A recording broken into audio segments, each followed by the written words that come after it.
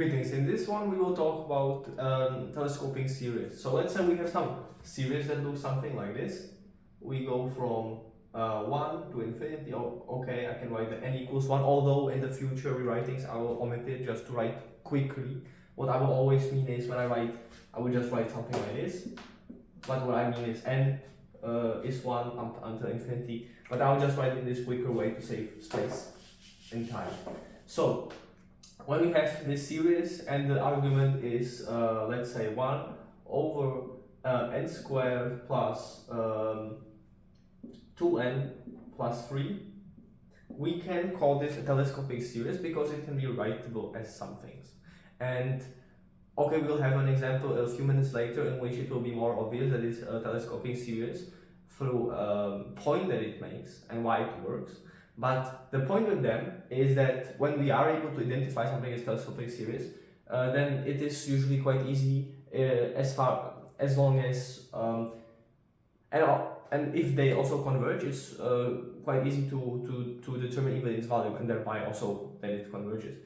So it's actually finite value. So that's the point here. And what I want to do first is rewrite this series. So for this example, I'm going to show the pattern, the idea through example, and then we can also reflect on it a bit and see why it actually works. And already from this example, one might get the ability to use it, but to actually realize more closely, it can take a little more thinking, which we might go into in a few minutes. But in any case, what I want to do in the first step here is to rewrite this argument as an addition of two fractions, and with the uses of partial fractions. So the idea here is that I want to rewrite this thing, where this, by the way, can be written as the product of two parentheses. So like this, I'll already do it. And I want to write it as an addition of two different fractions with some constant numerators. So first I want to rewrite this as a over the first parentheses plus b over the second parentheses, where I don't know what a and b are, but I will expect them to be constants. And how do I do this? Well, this is partial fraction decomposition. I would recommend to know this before moving on to series in such topics, or in general. It's very useful, but so I won't really explain it closely here, but I will at least outline the general idea with this simpler example. With these lower order denominators, polynomials, it's actually easier usually than to break out when, for example, there's more complicated rational expressions and to put it into these partial fractions. This one is still easy. We have a product of two linear polynomials in the bottom and then a constant on the numerator, which is still a simple scenario, and that helps us take care of this quicker. So the point here is to multiply by this denominator both sides.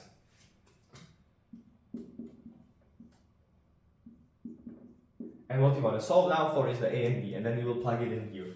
So we will find out this a and b. It will be the result of this partial fractions decomposition process. Now, how do we solve this? Well, 1 and I distributed, but what I want to do is identify terms on the right side, identify terms that are multiplied by n, and terms that are just supposed to be constant. So what are those?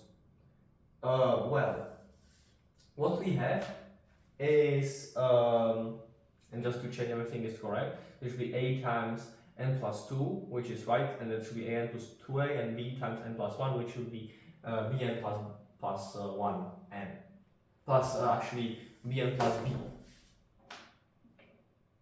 Okay, so that's worth checking. And now, on the left side we have just a constant one term, and as far as n's we have nothing, so we can also write, but let me make the point first, otherwise it will be confusing. So on the left side I have 1, and on the right side now there's going to be comparison made in order to get the a and b. And actually, although it might not seem so, it is possible to get a and b from this equation. With this partial fractions decomposition, the idea is that on the right side we have some variable, which in this case is the n that came from the polynomial, and so we will isolate it. We will look at the terms that contain it, so bn and an. So it's n times a plus b for n's. And for the things that are supposed to be constant, because I had said, of course, numbers are constant by default, and then a and b I'm supposing to be constant. So 2a plus b is another separate part. So what we got on the right side, I separate out into two segments, the ones that are connected to n and the ones that are constant without n. Why I'm calling them constant without n? Because the n can change, the variable here, and these are constant in any case, they won't change. And then we compare it to the left side. So the point with this partial fraction decomposition is to identify the things associated with n on both sides and then make those equal to each other, and those things associated with constant on both sides and make those related to each other. The point here is though that on the left side we have nothing associated with n. If we were to identify a term with n on the left side, it would be 0 n's and then plus 1 as a constant. So this n times 0 is associated with this n times a plus b.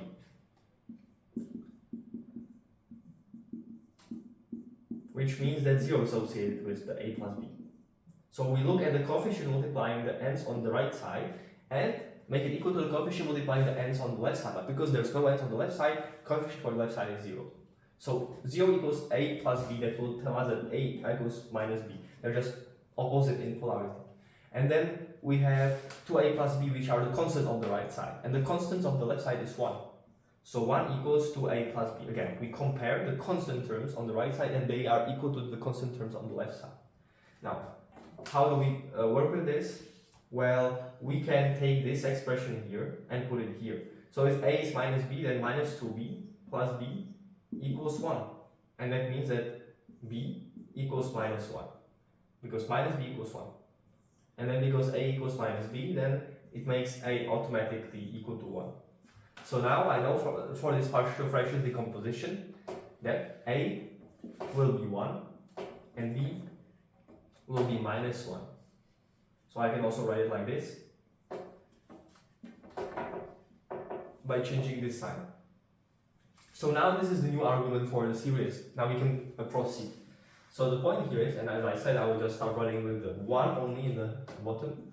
We have this, and I can write as a sum this case. And it's a sum with a minus, but minus is basically adding a minus term. So take it that way. So 1 over n plus 1 minus 1 over n plus 2. So this is our series now. And the point here is with infinite series and telescoping things like this, I could call it telescoping arguments, is that we can start writing out individual terms and find a pattern that things cancel out. So this is the first big point that we want to see here, and it will actually help us solve this example completely. So the point is that I can write out the terms starting with n equals 1 and continuing, and then doing 3 odds, and then getting to the theoretical last term, which will be evaluated at infinity, not like at the 1, 2, 3 as the first written out ones.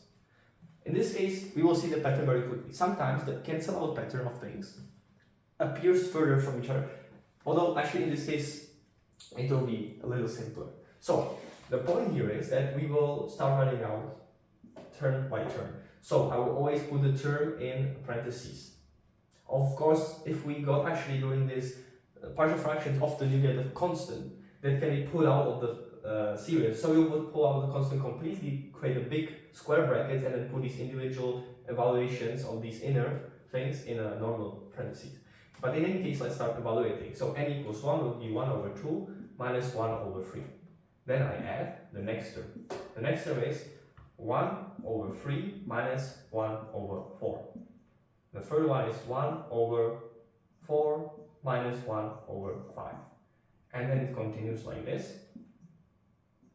And then the last one should be these ones, right?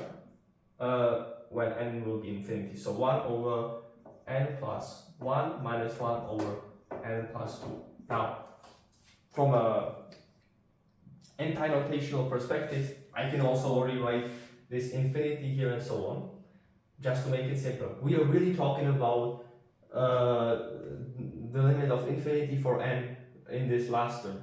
So also here, if I want to really write out, I think what I will write here is the limit here. Well, what I can also do is write the infinity here. So this will be infinity, this will be the very last term. That's the kind of idea. Now, the point is that everything cancels out. this, this, this, this. So always the second term of parentheses cancel with the first term of the next. This minus 4 cancels with the next one. This will cancel with the one right after we stopped writing, so someone here, right? And this 1 over infinity plus 1, or let's say n plus 1, because then infinity here, it makes it a little confusing. Then people start shortcutting it in their heads and saying this whole thing is infinity, which it is. But yeah, let's keep the n here. But then eventually you will actually put the limit on it to make it infinity, so it cancels out. Actually, these things will cancel out. That's the point here. That's why it actually works, and we'll discuss it in a minute. So for this last term that I explicitly wrote out, I know that this minus 1 5 by the pattern will get cancelled by the very next first term of the next parentheses that's not written. It would be plus 1 5, 1/5 minus 1/6, for example. And then for here, the preceding parentheses will create a minus value of this very thing. So this place here, there's going to be as many parentheses as you can imagine, and then the one preceding will have something like the second number in that parenthesis will be minus 1 over n plus 1. So this will be cancelled out with this one. And the one that is only left, so this is a little hard to imagine, but it works because we see always this one is cancelled with the previous one just over the plus sign, just the one next to it. The very next number when you get to the here it will also work, but we just don't see it here because there's as many as we can imagine in between that we've missed out. But we know the pattern, so we can disregard them all. And then the only one left is going to be this one here. Because if we say that this one is the as far as we go, the very last one, then there's no next parentheses to cancel it out with its first number. And so, with its first constant term again. And so, this will be left. So what we have left of everything is 1/2 minus 1 over n plus 2. But this is why telescoping series work. They don't work for everything to find a concrete value. Because sometimes we can have something called like telescoping things will cancel out. But the last term will go to infinity. So the series will be divergent. But in series like this, when we have it in the denominator, such that things are subtracted from each other, they actually are immediately proceed after each other, so they cancel, the terms that go after each other cancel each other out.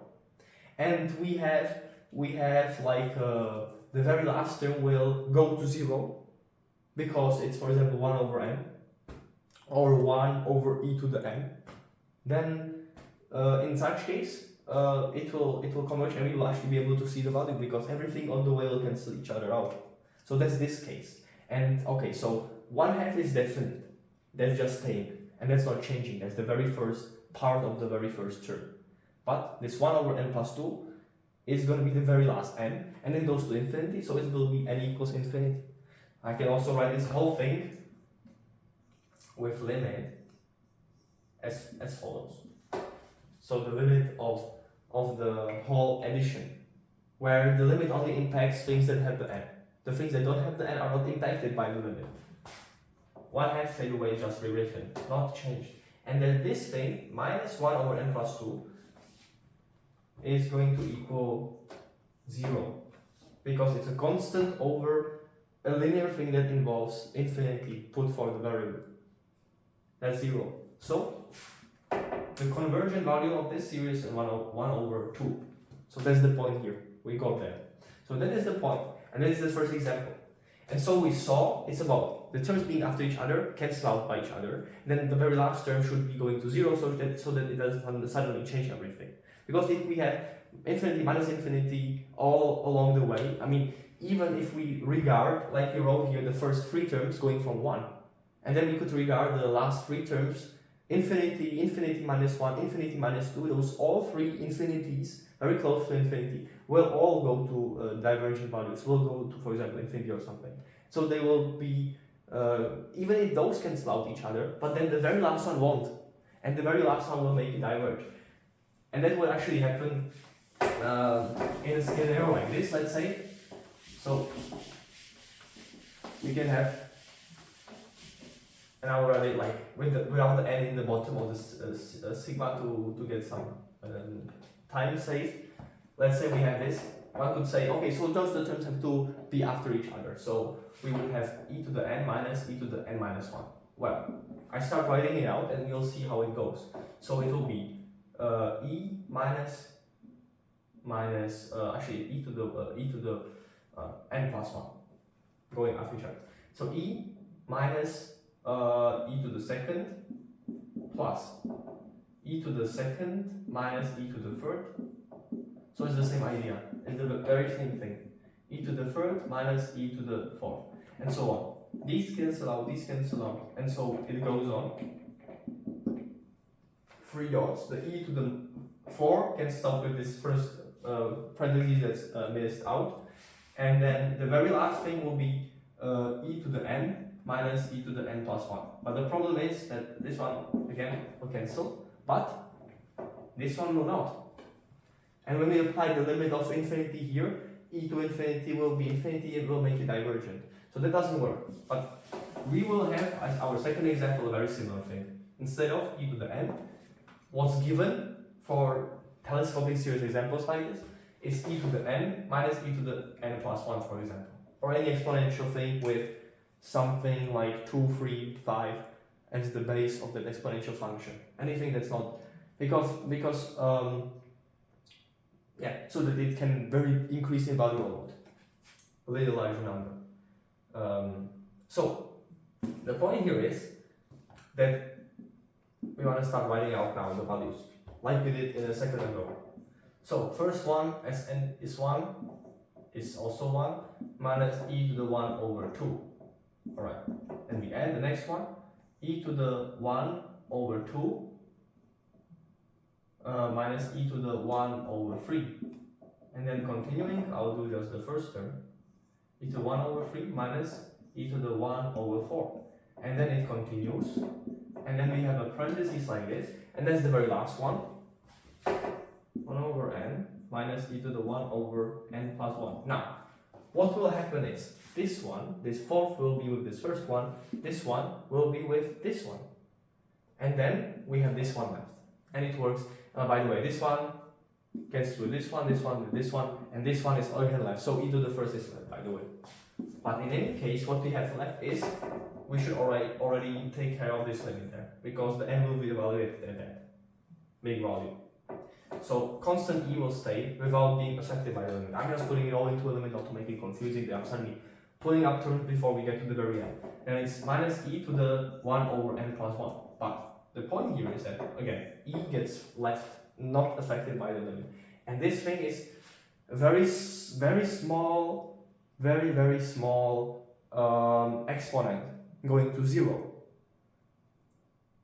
And so what this will be is minus e to the 1 over infinity plus 1, which would be 0, so it's like e to the 0. So the actual result is going to be e minus 1, and it will converge to this. So we know that this telescopic series will converge to this.